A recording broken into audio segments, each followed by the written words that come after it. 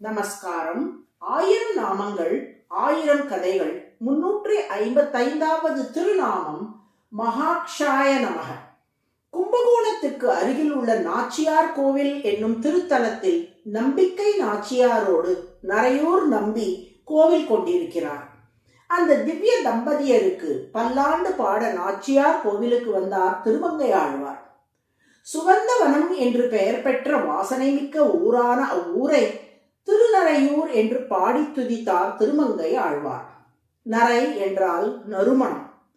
முன்னொரு சமயம் ஒரு பொய்கையில் இறங்கிய கஜேந்திரன் என்னும் யானையை முதலை பீடிக்க அது ஆதிமூலமே என்று திருமாலை அழைக்க திருமால் கருட வாகனத்தில் ஓடி வந்து அந்த யானையை காத்தார் என்ற வரலாற்றை வாசகர்கள் நன்கு அறிவீர்கள்.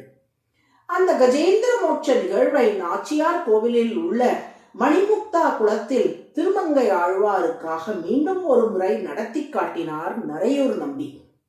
அதை கண்டு பரவசம் அடைந்த திருமங்கை ஆழ்வார் தூவாய புள்ளூர்ந்து வந்து துறைவேழம் மூவாமை நல்கி முதலை துணித்தானை தேவாதி தேவனை செங்கமல கண்ணானை நாவாயுளானை நரையூரில் கண்டேனே என்று பாடி துதித்தார். தூவாய புல் என்று இங்கே கருடனை குறிப்பிடுகிறார் திருமங்கை ஆழ்வார். புல் என்றால் பறவை. தூ பிளஸ் ஆய இஸ் ஈக்குவல் டு தூவாய என்றால் தூய்மையான என்று பொருள். தூய்மையான வேதங்களின் வடிவமாக இருக்கும் கருடன் மேல் ஏறி வந்து முதலையை வதைத்து யானையை காத்த திருமாலை நாச்சியார் கோவிலில் அடியேன் தரிசித்தேன் என்கிறார் திருமங்கை ஆழ்வார். இக்காட்சியை தரிசித்த பின் நரையூர் நம்பியிடம் திருமங்கை ஆழ்வார், திருமாலே, கஜேந்திரன் என்ற ஒரு யானையை மட்டும் காத்தால் போதுமா? உலகில் உள்ள மக்கள் அனைவருமே அந்த யானையை போன்ற நிலையில் தானே உள்ளார்கள். ஐம்புலன்களாகிய முதலைகளால் இழுக்கப்பட்டு பிறவி பெருங்கடலுக்குள்ளே அழுத்தப்பட்டு தப்பிக்க வழியறியாது மக்கள் தவிக்கிறார்கள். அந்த கஜேந்திரன் ஆகிய மக்களை எல்லாம் புலன்களாகிய முதலைகளிடமிருந்து மீட்டு பிறவி கடலிலிருந்து வெளிக்கொணர்ந்து உன் திருவடியாகிய அக்கறையில் அக்கறையோடு நீ சேர்க்க வேண்டாமா என்று கேட்டார். அதற்கு நரையூர் நம்பி, ஒவ்வொரு ஆண்டும் மார்கழி மாதத்தில் ஒரு முறையும் பங்குனி மாதத்தில் ஒரு முறையும் இவ்வூரில் நான் கருட வாகனத்தில் காட்சி அளிப்பேன். என்னோடு நம்பிக்கை நாச்சியாரும் அன்ன வாகனத்தில் வருவாள். அந்த கருட சேவையில் என்னை தரிசிக்க வரும் ஒவ்வொரு பக்தரையும் கஜேந்திரனைப் போலவே கருதி அவர்கள் அனைவரையுமே நான் காத்தருளுவேன் என்று ஆழ்வாரிடம் கூறினார். அதுதான் உலக புகழ்பெற்ற நாச்சியார் கோவில் கல் கருட சேவை. மற்ற எல்லா ஊர்களிலும் பெருமாளுக்கு மரத்தாலோ தங்கத்தாலோ வெள்ளியாலோ வாகனங்கள் செய்யப்பட்டிருக்கும். ஆனால் நாச்சியார் கோவிலில் மட்டும்தான் கல்லால் ஆன வாகனம்.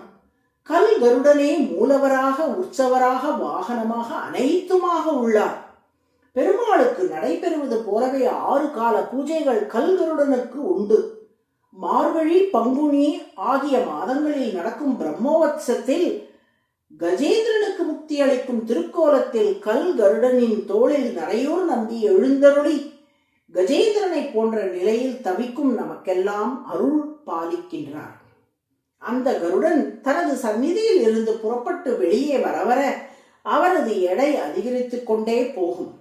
முதலில் 4 பேர் கல்கருடனை தோளில் எழுந்தருள பண்ணி வெளியே கொண்டு வருவார்கள். அடுத்து எடை அதிகரிக்கவே 8 பேர் எழுந்தருள பண்ணுவார்கள்.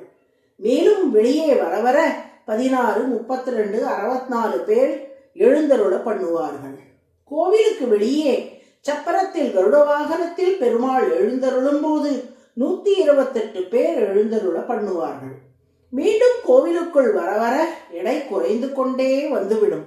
இப்படி கருட வாகனத்தில் நரையூர் நம்பி காட்சியளித்து நமக்கு அனைத்து நன்மைகளையும் அருள்கிறார். பொதுவாக அக்ஷ என்றால் தேரின் அச்சாணி என்று பொருள். இவ்விடத்தில் அச்சாணி என்ற சொல் தேருக்கு ஆகு பெயராக அமைந்துள்ளது. அதாவது அக்ஷ என்ற சொல் இவ்விடத்தில் தேரை குறிக்கின்றது. மகா என்றால் மிக உயர்ந்த என்று பொருள். மிக உயர்ந்த போற்றத்தக்க வேதஸ்வரூபியான கருடனையே மகான் தனது தேராக வாகனமாக, அதாவது அக்ஷ கொண்டிருப்பதால் திருமால் மகாக்ஷ என்று அழைக்கப்படுகிறார். அதுவே சஹஸ்ரநாமத்தின் 355வது திருநாமம். மகாக்ஷாய நமக என்று தினமும் சொல்லி வரும் அன்பர்களுக்கு அவர்கள் பயணிப்பதற்கு ஏற்க மிக சிறந்த வாகனங்கள் அமையும்படி திருமால் அருள் புரிவார். நாராயண நாராயண.